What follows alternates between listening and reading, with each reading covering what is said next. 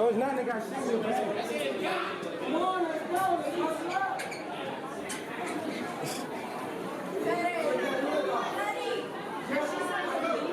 Huh?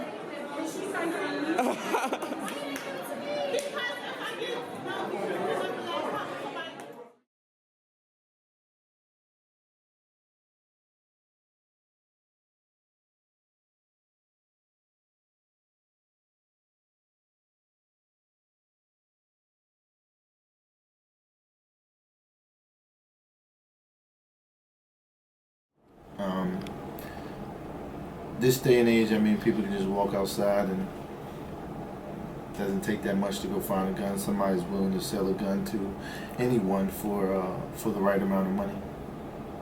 My opinion on accessibility for guns in the United States is it's extremely too accessible to the public. I think we, as a society, need to put more gun laws in place, gun restrictions in place, so that kids, adults, do not have access to these guns, especially with the mental health issue that is rising in the United States. I think we need to kind of control guns. One, I believe if any children or minor has access to one, it should automatically be Title 16. I don't believe a minor or a child should even have a gun or have any reason to have one. I believe that the laws were a lot stricter than what they are. Then it'll give a child a reason to second guess their decision before they decide to do something like that. Can you expand on what a Title 16 is? I'm sorry. Title 16 is when a juvenile is charged as an adult. I think it's too much access to guns out here for these young fellas. You know, I think it's too easy for them to get a gun. They don't really be needing that. You know, like my mother used to say, man, back in the day, you used to use your hands. If you had to get a gun, you was a punk, man.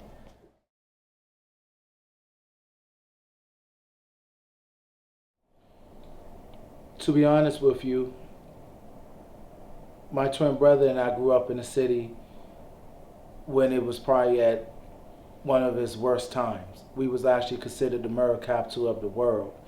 And it seemed like anyone could be killed for stepping on someone's shoe, a $5 gambling bet.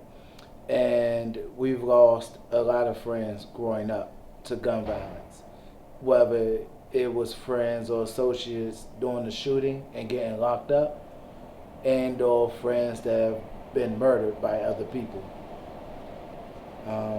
It was a very rough time in the cities in the 1980s and 90s. I had one friend who was shot 11 times, stabbed in his hands and feet, kidnapped, and he's still alive. But it happened. And basketball kind of played a major part in me not leading that lifestyle. Because I saw the bigger picture, I knew what I wanted to do. I knew I needed to stay focused on that and get out. And that's what I used it as, an outlet. Yeah. Absolutely, my brother. My brother got killed in 2001. He got shot 9 times. And from that day forward, that made me want to help boys in particular, but teenage boys. And after I graduated from Georgetown University, every job I've had is working with at-risk youth, and that kind of motivated me. So losing my only brother was kind of an eye-opener. Born and raised in Washington, D.C., so I've seen people get shot. I've had friends get killed. I've had other relatives get killed.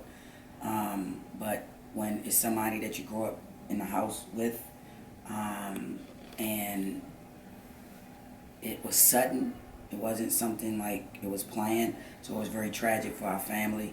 It really, helped me to understand about the choices I made. Him and I were like a year apart, so I was kind of, the older sister, and had a lot of guilt in terms of some of my choices growing up. Did that affect some of his choices growing up? Did I always say the right things as an older sister? Could I have done something differently? But in the end, sometimes you don't know what your destiny is.